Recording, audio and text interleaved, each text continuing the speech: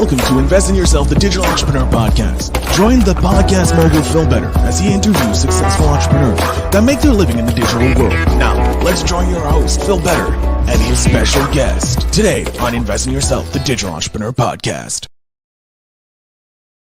Welcome back to another amazing episode of Invest in Yourself, the Digital Entrepreneur Podcast. I am, of course, your host with the most, Phil Better, and today I'm very excited because I have someone I've been trying to get on this podcast for at least 2 years, but because he's so busy running multiple businesses, well, mainly just 2 businesses, and running a successful podcast, he has finally found some free time in his schedule to come join us. So I am very happy to have the host of Why Your Podcast Isn't Growing. I'm saying it right? Why Your Podcast Isn't Growing, a podcast for coaches, entrepreneurs to better their growth. And of course, he has the best name for his group. It's Get More Listeners. That's what we podcasters want. So ladies and gentlemen, welcome the sulky tunes of Mr. Anthony. Anthony, thank you so much for being here. Thank you so much for having me, man. I'm glad to be here. I'm glad we can finally do this, man, because it feels like I feel like a nut, like a squirrel trying to chase a nut when it comes to kind of getting this stuff organized. So I'm glad we have to do this. I'm really excited to kind of get into it and see what we'll talk about. Yeah, I'm excited because you come from a different aspect of podcasting than I do. So it's going to be very interesting getting your concepts, getting your ideas, and how you got into this game. And so let's just start off.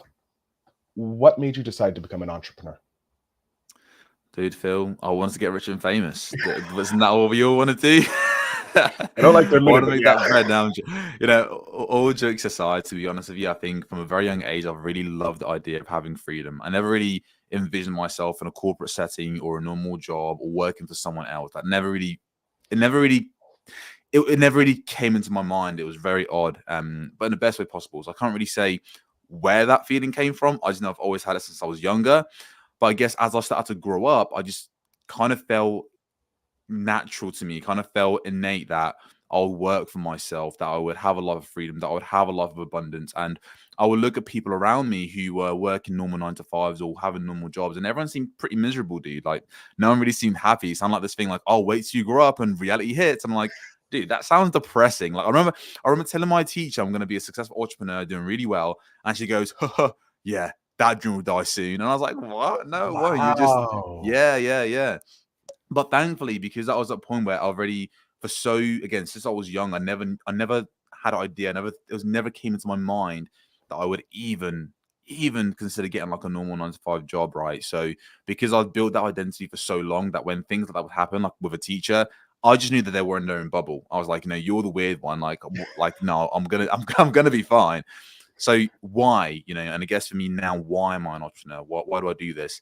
Honestly, to me, I love the idea of having more freedom, of providing value to a marketplace, of building something and working on a project all day and all night and getting paid very well to do it. So you could then, take care of your family, friends, and live life, have a bit of fun, but live life in your own terms. So to me, that's really why I believe I want to become an entrepreneur. I couldn't explain back then, but thankfully I've got the words and articulation and understanding to explain it right now. You went through school, you got the words. You did the schooling, so you could learn how to express yourself. Was obviously from a young age, you said you wanted to be an entrepreneur. And you probably did hit those 9-to-5, maybe not a full-time 9-to-5, the part-time jobs, because we all have to do that as entrepreneurs at a certain point before the business just takes off. Did you have any other entrepreneurial attempts before you jumped into the Get More Listeners for podcasters? I did, man. I actually did. It was so a few. So when I was in high school, I had a friend called James Archdale, great guy, solid guy. We had a graphics class, and of course, we would just theorize and have different ideas of what clothing brand would bring up. So that was like GI. But of course, that didn't go anywhere. We spoke about it for the lesson, thought about making an Instagram, thought about making the logo and all this and that. But we only got as far as the logo, which is pretty mediocre. And then from there, I guess even before that, I would do paper rounds, just wanted to make a bit of money. But then from there, went to, university. At university, me and my business partner, my current business partner, Tig, we kind of almost got into kind of a pyramid scheme, like this canyon water kind of pyramid scheme that we weren't aware of was like how to make money online by $10,000 by recruiting this person. And then when they get other people to recruit, then you get paid. So we nearly got into that. Thankfully, his dad talked us out of it. So we then kind of left that behind. But we then found something called profit accumulator. So this is something called match betting. Now, I'm not an associate, or I do not condone or, promote gambling necessarily at all, in fact. But we found a way to essentially game the system and guarantee profits through match betting, through betting sites, through gambling. And it was a way where essentially what would happen is a broker would give you an offer. Hey, if you bet £10, we'll give you, or if you bet $10, we'll give you $100 as a bonus. It's just a way to get more people to sign up, right? So there's a way that we could trick the system. We could essentially do what you called kind of like laying a bet. So you make a bet of, hey, I believe that this horse is going to win this race, and that's my £10. And then on an alternative site, you would bet against the odd. So you'd bet against the specific horse to win the race. So you'd have these two, like you bet a tenner here. You bet against these two odds. They cancel out. If the horse wins, this one wins. If the horse loses, this one wins. So they cancel each other out. You don't make any money, but you don't lose any money. But what you do is you now qualify for the $100 bonus. On both sites. Right? So by nature of doing this, we essentially got the bonus, and then we would repeat the process again, but this time we would essentially bet, let's say, for one horse to win and another horse to win. But because the second bet wasn't with our own money, we would end up winning real cash and could withdraw the money. So of course we went through all of the betting sites we could possibly find with these offers. Got our quick cash, was felt incredible, right? As you know, I think I was making like $200, $300 per day at some points during this, which was incredible for me as a little, a little hustler in a uni, me and my friends. And it was 4 of us. So once we rinsed our accounts, we then decided, hey, let's get some clients. College students, they're all broke. They want money. So we started Cash for Students. Cash for Students was a platform where would help other students make money through this process. And of course, it was kind of our way of sticking it to the gambling sites and, giving the big one. But multiple different things, I guess, to put it simply. And here we are now on podcasts. Another podcast and grow. Nothing to do with gambling, just legitimate, helping people grow their podcast. Now you're gambling on another type of thing, which is more safe, growing podcasts. How did you get into the podcasting game? So it was COVID. So when lockdown first initially happened, I was at a point where I was feeling pretty down, to be honest with you, mate. I was feeling kind of like I didn't really know what I wanted to do with myself, because I'd essentially created an identity where I knew I wanted to be an entrepreneur. I knew I wanted to work for myself, but I didn't really know what I was going to do. Like I was clueless. Like I was that guy in high school saying, "Oh, I'm going to make it. Watch big things happening." And I didn't have a plan. I didn't know what I was going to do. So I felt super lost. And when lockdown happened, I was in my second year at university, already contemplating dropping out because I was like, what am I doing here? I'm just at university. Like, I know I'm not going to use my degree. I know I'm not going to get normal 9 to 5. I literally wrote down on a piece of paper my first day in uni, college, that I wanted a foundation of a business set up by the time I left. That was my ultimate plan and goal, right? So when lockdown happened, it kind of presented an opportunity where I had a lot more space. And I decided to just pray and say, hey, look, God, dude, I just want some help. I want some direction. I don't care what it is. I just need some direction. And then later that night, I guess later after praying, it was like 1 a.m., super dark. I was in my room, my laptop in the middle of the room, bright screen on. And I watched this law of attraction video that was like, hey, you can make it. You can do whatever you want to attract it. And then at the end of it, there was an ad. Would you like to make some money online? And I was like, yeah. Would you like to work very little hours and make all this money? Yeah. And I was like, oh my God. And would you like to do this without putting any capital up front? I was like, yeah, hell yeah, I'd like to do that. And it was essentially this 2-hour-long webinar that I eventually watched. And it was all about publishing books on Amazon, on KDP, Kindle Direct Publishing, and making an income by publishing a book, a self-published book. And that was my introduction into the online world properly. Different ventures, but it's my introduction to the online world properly. So I rang in my business partner at the time, Ty. We invested $1,000 into this program, the best investment I've ever made in my life. And from there, within this program, because they're helping us publish books, we had to pick what niche, what industry, what topic we'd cover. And we decided podcasting. And that was a mixture of, honestly, Phil, I wish I could say, like, scientific this, and we thought about all this and that, and it was super detailed. Dude, it was dumb luck. And we just saw it was dumb luck, and we saw some trends. We were like, oh my God, okay, that number looks good. There's a lot of demand. Okay, cool. There's not that many competition. Okay, let's go for it.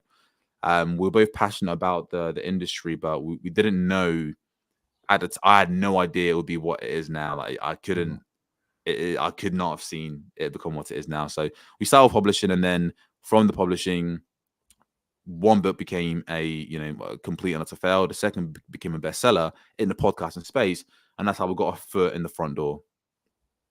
So from that book, so from the initial $1,000 you got into the KDP, figured your niche to be podcasting because you saw the trends going, and COVID was the perfect time because it was the what I like to call the industrial revolution of podcasting, if you will. That's it. Like it just exploded thanks to like Joe Rogan and the fact that everybody couldn't talk anymore. When you got that second book, became a bestseller, did you already have clients, or were you using that book to bring clients into your business? See, now that sounds like a smart guy right there, Phil. Dude, we were not thinking that far ahead. We just thought books provide value, make them really, really good, do lots of research, make some money. That's what we thought, to be completely honest with you, man. But eventually what actually happened was clients and people started reaching out, So the first book was called Podcasting Made Simple, helping people launch their podcast. But then the problem is when you launch a podcast, how do you grow the thing? How the hell do you grow a podcast? So once people started reading the book, our community members, readers would reach out and say, "Hey, by the way, guys, like, do you guys do like coaching? Do how does this work? Do you one-on-one?" And I was like, "Yeah." So started off by just working one-on-one with some people who reached out to us from the books within our communities, giving away free consulting because we just felt bad, like charging, and then slowly, eventually, we built our confidence, tested a bunch of different things out, and then we got our first initial paying client who did actually come from the book. I like that. And it's smart. It is the story of entrepreneurs. Like, put out a product, and then people buy, and then they're like, "Hey, you help me go bigger?" And then you're like, "I can't charge you. I'm a fraud. I don't believe." The limiting beliefs that come out. The what's that word? I forgot it. Whatever. When you don't think you're the proper person, it's like not limiting beliefs. Imposter syndrome. There we go. The imposter syndrome's all there. You think as a podcaster I would be able to speak, but apparently I can't. You get the imposter syndrome when you first got that paying client, because I know that for most online entrepreneurs, that's like the holy shit, I actually can do this. Because I know you had the book, you're like, okay, we can do this, we can do books. But when you get to the first client coming in saying, "Hey, I want to pay you, here's money, help me get bigger," what was that feeling like for both you and your business partner? Because that's huge for us entrepreneurs. When you get that first paying client, it's just over the moon. Dude, I couldn't believe it. It was my first ever proper sales call. My first ever proper sales call, and I closed. And I closed hard. And I felt like a bad man. I felt so good. I was like, yes, come on. You're a road man. Yeah, I was so amped up. I was like, wow, this actually just happened. It was for $1,800. I think he paid in full as well, which is $1,800. PayPal was, by the way, FYI, they take crazy commission. What the hell was I doing, right? Stupid commissions, like extortionate commissions. Regardless, I remember just being so happy, to be honest with you. I was just thrilled. I was just so pleased that we had got to a point where someone was actually open to giving us money to work with us. Because at that point, like, dude, we weren't worth shit. Sorry, I don't know if I'm allowed to swear, but we weren't worth barely anything. We weren't worth shit. That's the honest truth about it. And I think for us, it was the first sign of life that this could be a thing. That we could make this work properly. The book's done really well. That's fine. But then working one-on-one with clients, it's a lot more impactful. It's a lot more intimate. And I still remember to this day, I was just buzzing. I was just vibrating through the entire day. Felt really amped up. And then I realized, oh, crap. I've got this money in my bank. Now I've got to get this guy actual results. Because before we did get people results, but it was for free. Mhm. There was no strings attached. It was like I was helping for free. I was learning our process. And I was like, oh my God, panicking, oh my God. But that pressure helped me just make things happen, you know, because when you're working one-on-one for clients, like they don't put as much effort in. They really still want it, but they're not incentivized. They've got no Skin in the game. they've got no skin in the game, and neither do I really. If they don't win, who cares, right? Yeah. When someone pays you, now you're obligated to help them. You're obligated to fulfill what they paid you for, you know. And with that first client, when you got paid, you got the results. The next stage, like you got your first client, you got him his results or their results. What was the next thing on your mind? Because, like you said, you're like, oh crap, I have to get this person results. Now you're going from euphoric to the dark depths because now you're like, there's a lot of pressure on you. Like you said, freebie, there's no pressure. They do it, they don't. It's their own fault. Now this person's paying you to get them the results. Now it's on you. Um, did you have a moment of just reflection going, maybe I can't do this? Like self-doubt drop in? You know, no, I didn't. To be honest with you, you know, like I want to be solely transparent, man. Like I didn't really, because I've never really been. I've had moments of self doubt in my entrepreneurial career for sure, but it was just more so like, how am I going to do this? But it wasn't like, am I going to be able to do this? It was like, dude, like how are we going to do this? Like, well, so the questions were different. The questions were built off of pressure of knowing I needed to deliver, and it was more so, how are you going to do this? Rather than, dude, am I going to be able to do this? That wasn't the question I was asking. And I'm very grateful about that, because I know a lot of people do suffer with those moments where it's like, oh, how I'm like, but for me, it's like more like, how am I going to do this? It was the anxiety and the pressure of like, dude, how am I going to figure this out? It was never, and thankfully, by the grace of God, and I'm so thankful about this, by the grace of God, it was never, will I be able to figure this out? Yeah, because you have you and your business partner, you're able to bounce ideas back to help grow it. When the results came in for this client, obviously the client's happy because he's like, podcast is going up, seeing download numbers going up, which is, as a podcaster, always good, right? We always like seeing our numbers going up. We love seeing the numbers go up. Very vanity matrix, but still feels good to see those numbers go up. I don't know. Feels pretty real to me. Feels pretty real. Those numbers, that graph. Oh my God! When I wake up in the morning, I look at that graph. I feel so good. I'm like, hell yeah! Just starts your day graph off going great. up, baby. When he got his results, and you were like, okay, we can actually do this for money. Did you feel now an added pressure to do more sales calls to get those clients in the doors, or were you like, okay, we have this, what's the next step for us? Yeah, it's a good question. To be honest with you, around the time, because I was still in college, I was still kind of like figuring out what we wanted to do. There was a lot of space between our first client and our second client. Just honestly, it was there was a lot of space between the first client and the second client. It was more so like, we knew we wanted to do it and do more of it. It was just timing, like what makes sense right now.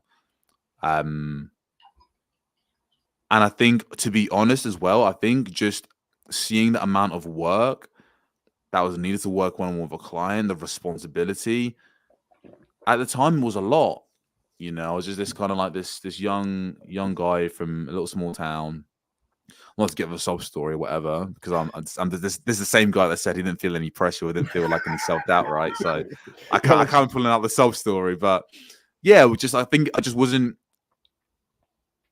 I don't think I was at a stage where I really understood the responsibility I was actually undertaking, to be honest with you. And I think I had a glimpse of it, and I was like, oh shit, do I actually want this? I knew I wanted it, the life, and wanted entrepreneurship, but I was like, do I want this right now? Because everything's so comfortable. There's no pressure. Like, I've got books, they're selling, I'm making money. You know, I'm not rich. I'm not doing mad stuff. But I was like, is it for me right now? And then things happen, life happens, things get in the way. Your focus kind of shifts. But it was always in the back of my mind. there was a bit of pressure of like, yeah, I should get my next one, but it wasn't immediate. It was more so after a little while of just sitting on the thought, evaluating how things went, and then deciding, yeah, this is what I want to do. And I basically remember the days where I was like sitting down, like visualizing like the academy, and it's wild, dude. You know.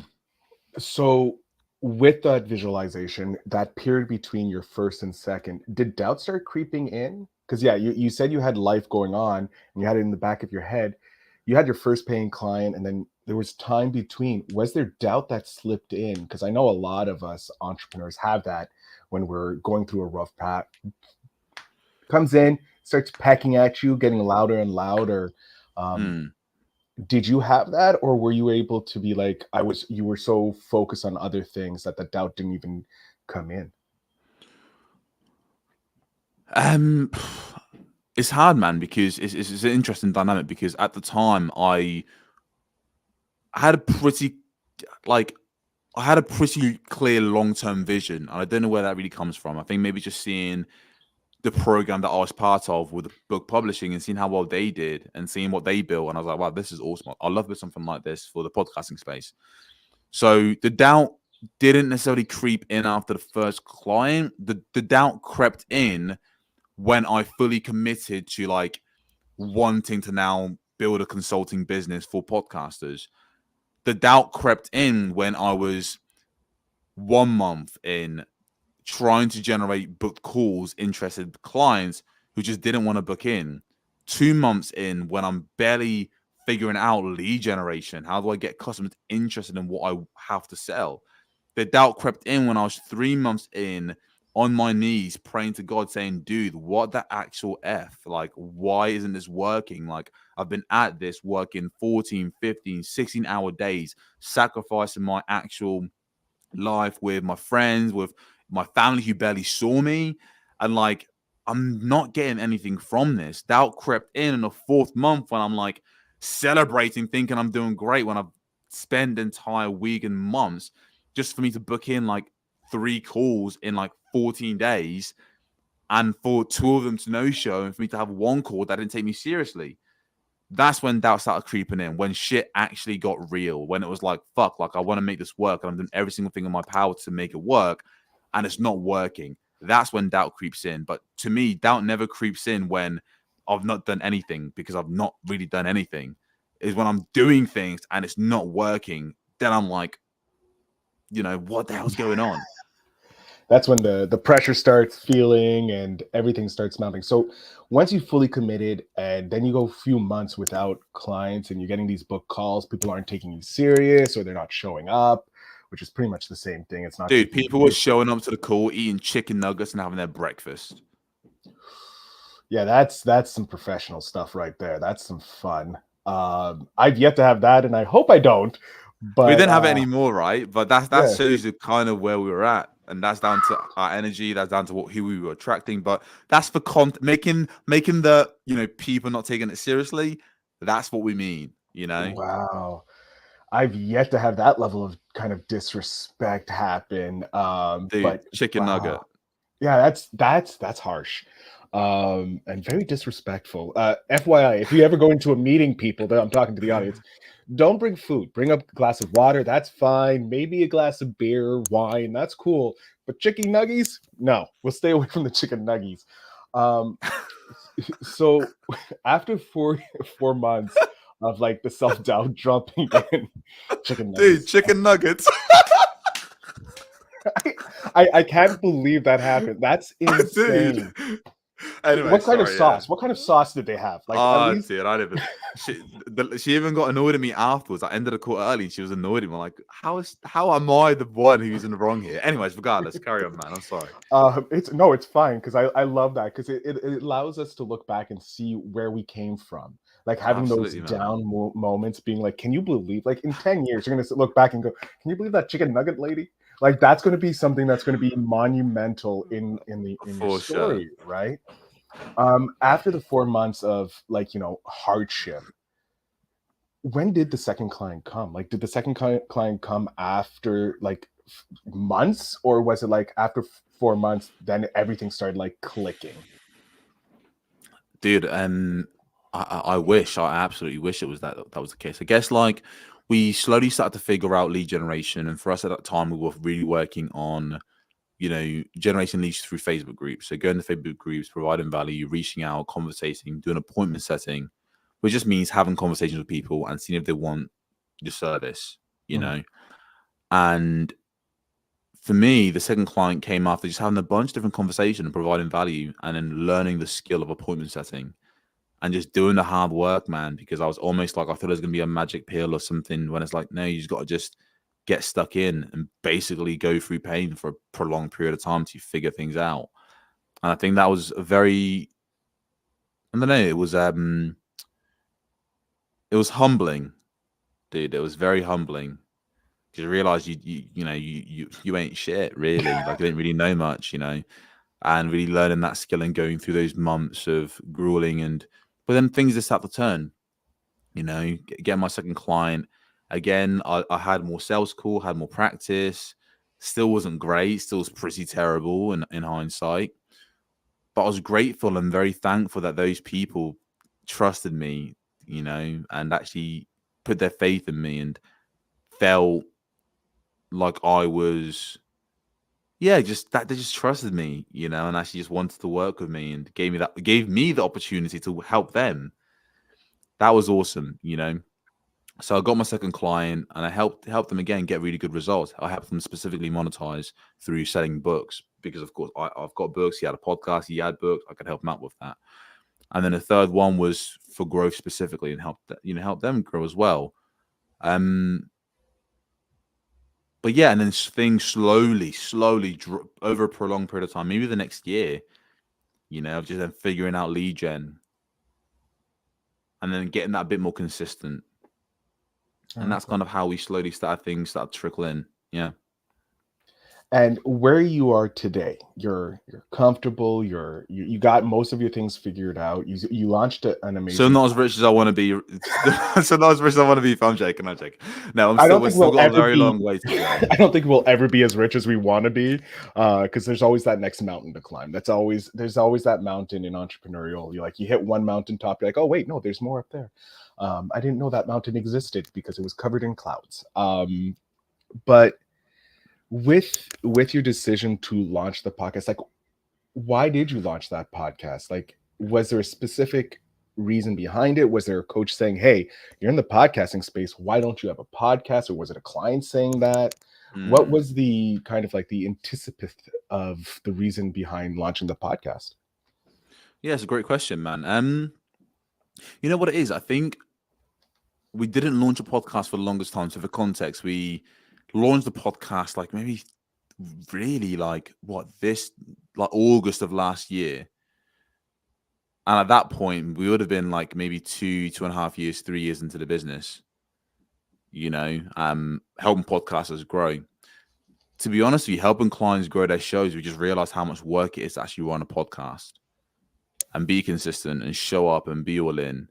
And we were just like, well, we didn't even have the bandwidth to barely keep up with our business. How the hell are we going to have a podcast as well? Mm-hmm. That's the honest truth. And we knew that we couldn't really give the podcast a best go if we didn't give it its best go, if we didn't go all in, if we weren't fully committed. And thankfully, things just seem to, when you reflect on it, things seem to work out quite nicely. At the time, we had a bunch of clients that might mention it, but it was never a deal breaker because we just had enough case studies. Like you get people enough results, people didn't mind. It barely still gets brought up. It helps us close deals now, but it didn't necessarily prevent us from closing deals. We had a bunch of clients who just trusted us because they just saw the results we were getting. But we decided, because we just thought, well, we're in this space, we need to embody the entire role entirely. This is our lives. We've got books on podcasting. We have clients go to their podcast. We work with podcasts all day now. We've got communities about podcasting. Let's become podcasters. And it was more so a thing of bandwidth, having the bandwidth and just knowing that we could go all in on it. And it's been an absolute blast. I absolutely love it. It's been so much fun. Speak to my business partner, sharing a bunch of stuff. And thankfully, because we did it so late into our journey, we built authority already, and we built enough evidence to overcome any self-doubt or overcome any any worry or imposter syndrome. We kind of built those things already, and we knew our strategies worked. And thankfully, we could provide so much more value compared to, I think we've got the number one podcast on earth for, podcasters who are serious about growing. I genuinely believe that. And that's because we're working intimately with clients day in and day out, and we're sharing freely. Like it's source, dude. A lot of people say it's source, like it's actual source, like really, really, really, really good. And we couldn't have got to the point where the content itself is really good. We're still working, still growing, still have a lot of areas we need to improve on. Mm-hmm. Absolutely. That's a forever going process. But thankfully, because we've worked with so many clients up to this point, coached 350 plus podcasts, 400 probably at this point now. You pick up a few things, you Just start seeing one or two things. You start seeing some patterns, what works, what doesn't, personality types, what really holds people back. And then you can articulate it. Now you've explained concepts to clients so many times. So now when you are on a podcast and you talk about it, you can feel the energy. You can tell when someone's like trying to figure something out, or when someone really knows what they're talking about, how comfortable they are. Are they relaxed? Are they calm? What's that tonality like? How much conviction do they have in what they're saying? Or is it kind of like tiptoeing around it? And if we started a podcast way earlier, dude, it would have been false conviction. It would have been like, we're still figuring, and we still are figuring things out. We're still learning things new, right? But we're just further ahead in that journey where it's enough of a baseline now to really provide a ton of value different to other people, to have our own perspective on growing podcasts, not just regurgitating things from the internet or other gurus. It's our own perspective, our own experiences that no one else can share or replicate, that no one else can explain the way that we can, because we're living it. Mm-hmm. I love that. I do want to get a piece of advice from you so that we can help some of the audience who are listening, the podcasters that listen. What would you say is one of the first things you look at when you're helping a client to help them get to the growth that they're looking for? How do you break down their podcast? What are the steps you take in essence? Yeah, so our signature way of growing shows is really a 4-step growth and retention system. Growth and retention system. Growth and retention system. The second piece, I emphasize that because most podcasters believe what they need is exposure, more promotional clips, higher profile guests, bigger communities to be involved with, guessing on bigger podcasts. This idea of just get more exposure on your show through promotion will help you grow the podcast. Uh-huh. It's just not true. Like, it's just not true, and it doesn't work. And the reason it doesn't work is because if you imagine imagine your podcast is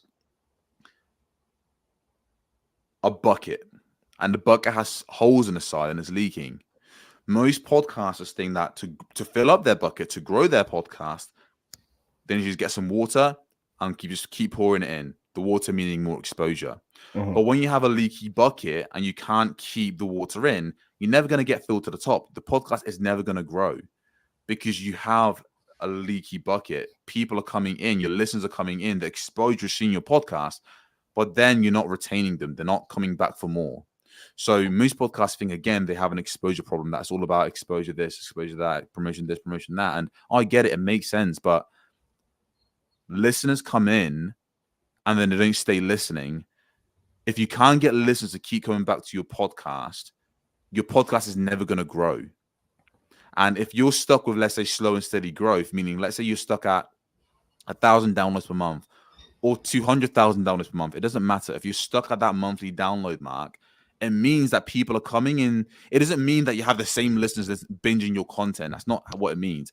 It means that it means, to be precise, you have an equal number of people discovering your podcast as you do the number of new or old listeners who stop listening to your podcast. And these two numbers kind of equilibrate. And that's why you stay stuck at 1,000 monthly downloads, because you're failing to keep new listeners coming back for more and old listeners coming back for more. If you could keep the same amount of downloads you have right now, but have more of your listeners listening to your content, your growth grows. So for us, we focus on retention. But what does that mean? It means building a content strategy that's targeting an individual person. It means having your podcast solve one specific problem for your listeners. It means having episode titles that are super irresistible and extremely attractive, that when someone discovers your podcast, either through a guest or through social media, they listen to an episode, they love it. They then go to your back catalog and look at your past episode, and every single one of those episodes is a solution to their problem. But more importantly, it's packaged, it's titled in a way that they can't say no to it. When you discover a podcast like that, and we've all experienced finding a podcast like this, where you're like, holy crap, this content strategy is right, is because they've done their research on you. So us as podcasters, need to obsess over our listeners. What's going to keep our listeners coming back for more? You ask a podcaster, why should someone listen to your show? They'll give you the generic answers rather than saying, because my show is specifically made for this person. My podcast is made for entrepreneurs who struggle, entrepreneurs of podcasts who struggle with slow and steady growth and want to turn their podcast into a fast-growing, positive ROI show. That's exactly what my podcast, the problem it solves. And I frame that through why your podcast isn't growing. What's the answer to this problem? The podcast. That's the solution. So I've said a lot there, but to kind of round things off, you don't have an exposure problem if you're trying to grow a podcast. You have a retention problem. Fix that first, and your exposure piece will explode. Really focus in on targeting one specific target audience, solving a specific problem. Once you know what that problem is, your content strategy, the topics you cover on the show, need to help them solve a specific pain point along their entire journey. If there's going from fat to fit, break that down. What all the struggles are going to go through. Starting the gym, anxiety about starting the gym, meal, dieting, speaking to family about, dieting, etc. That's your content strategy. And that's what you use to retain those listeners coming back for more. When you can do that, the podcast will grow month after month. I love that. And I love how because a lot of us podcasters, when we first start off, we're like, we want everyone to listen to our podcast, everyone under the sun, because again, it's exposure when it's supposed to be retention. So I love how you said, focusing on that one person, that one individual, that person, you make your podcast for them, solving that one problem that they have. And then you'll see the growth. That's what we do with this podcast. Every single episode is dedicated to the individual where my guest was when they first started, because there's a billion people that are exactly like you, Anthony, that they've been saying since they were young, I'm going to be an entrepreneur, I'm going to have my own business, I'm going to be free, and they don't know how. And now they hear you and they're like, oh, maybe I can write a book will help. Or they may check out some of those book gurus out there, or they may even reach out to you, Anthony, and be like, you know what, maybe I want a podcast. And then they can sit down, talk with you, and they can get that help. So this is what I love about your idea, like focusing on that one person, that one individual that's looking for help. This podcast is the same thing. It's to help people see there's thousands of different ways to make money online and have the freedom that you've always dreamed of. And that's why I think that's the best way about doing it. It's find that one individual you want to help, and you'll find everybody else comes to it, because everybody has a piece of that identity inside of them. Could be, hey, I'm a 25-year-old. Boom, you connected with all the 25-year-olds, even though you're looking for 25-year-old males who live in Connecticut. You hit all those 25-year-olds, someone's going to look at that. They may not live in Connecticut, but they're 25. And that's what helps when you have that core idea of who your audience is.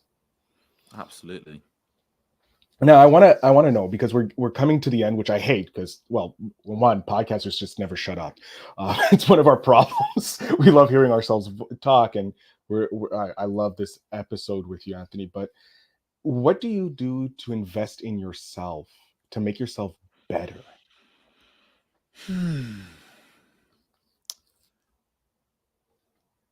I think one of the best investments I've made so far to myself, and as a continuous process, is, I guess I'll flip this on you, Phil. Let's say, for example, you found a piece of alien technology in your room, right? And it looks bizarre. It's like the craziest piece of technology you've ever seen in your life. And right next to it is a manual, right? This thing, has no buttons, you don't know what the color is. You're like, what the hell? I've never seen this before. But next to it says manual, right? what will you do? What's the first step you're going to do? Probably going to read the manual because I'm scared I'm going to blow myself up. To be honest, if I see alien tech, I'm like, I'm going to blow up.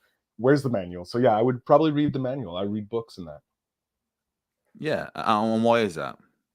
Because I'd rather learn from someone else before I create the errors and hurt myself. Like, obviously, if I'm gonna play with that tech, I'm going to end up making a mistake somehow. I'm going to probably hurt myself. However, the errors that I can avoid would be in that book. It's going to at least tell me the basics of how to use it.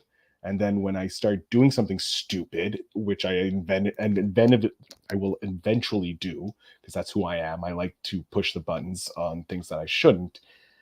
But yeah, I would start reading the manual just to learn how to first use it and then go off and play. Once I figure out how to use it, I'm off playing with it and seeing what it can do. I love it. I love it. Currently on planet Earth, what is the most powerful thing that we have as humans, or that we know of?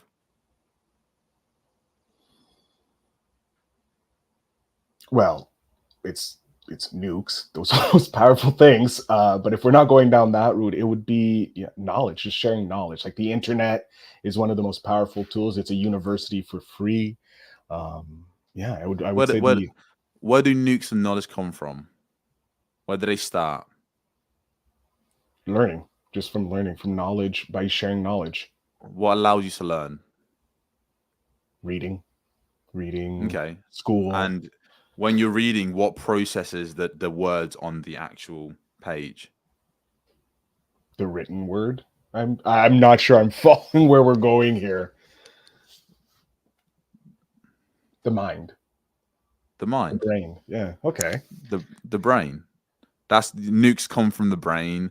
Yeah. Your headphones come from the brain. Ideas come from the brain. Knowledge comes from the brain. Reading allows us to read. The brain allows us to read. Your laptop, the Mac, comes from the brain. The house comes from the brain. Our entire existence and reality comes from the brain. It's essentially alien to us. We didn't get to pick our brain. We don't even know what a bloody brain does. We barely know anything about it. It's true. Alien technology, you could say, right? But no human has a manual on how they live their lives, on the principles that they abide by, on the values that they have. But it's the most powerful technology on planet Earth. Our brain. Ourselves, our minds. How chaotic is our mind?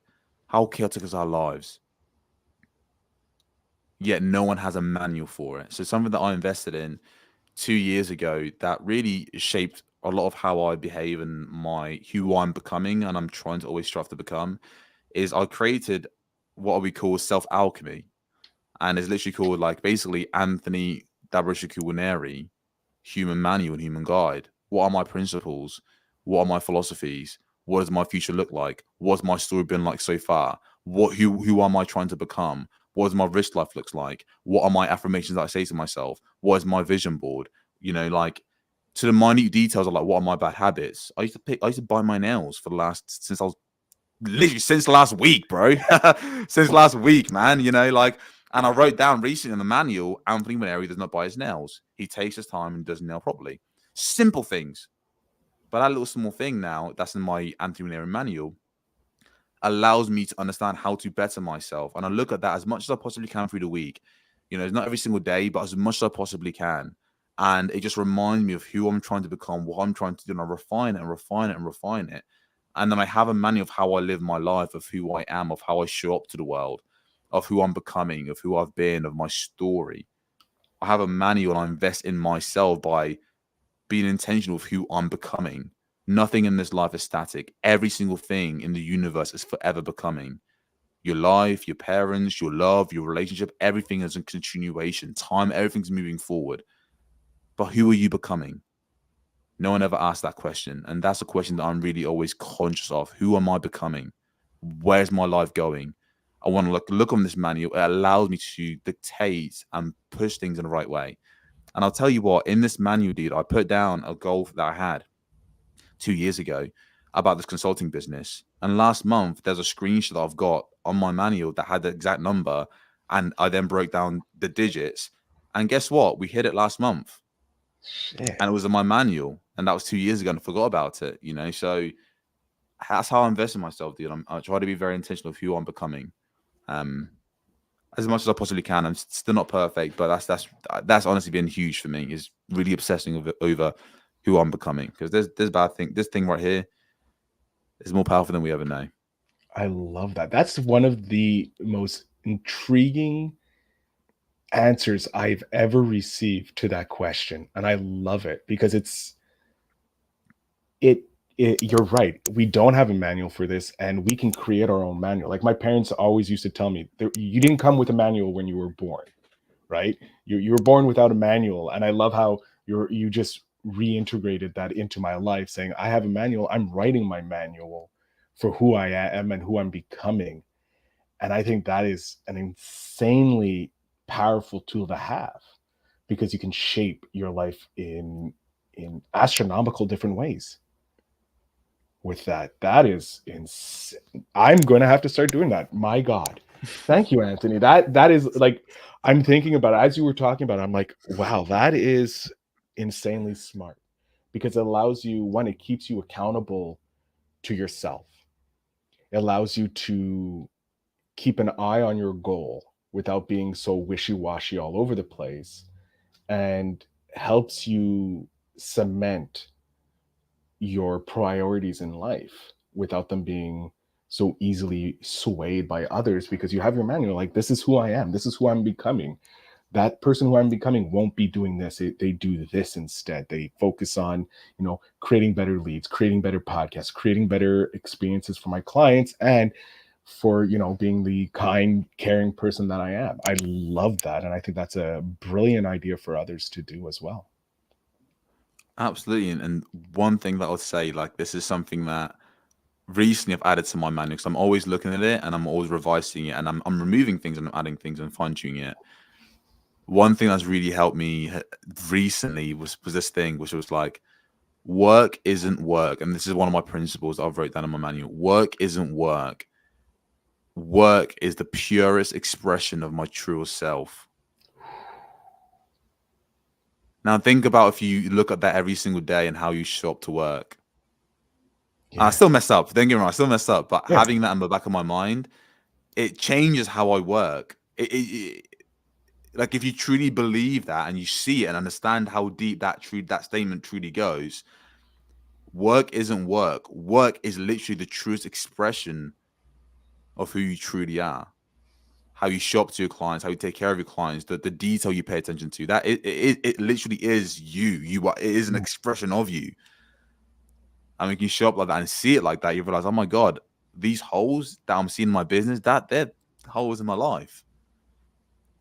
The manual, this is whole crap. So what do I need to fix up? Yeah. Whew. Heavy. Nearing the end of the episode. This is going to go this direction, did you? I did not. No, I did not think I would have a mini philosophical experience, a revelation on a podcast, and I love it. We are hitting the time limit, so I'm going to hit you with my last question, Anthony. But I think you probably already answered it. But what advice would you give your 10-year-old self? Start that manual at 10. There you go. That's the advice. You can. But would that be your advice? Would you suggest to your female self to start that? Not my 10-year-old self. I think that's probably way too young for me to know what the fuck I want, to be honest with you. But I would say to my 10-year-old self,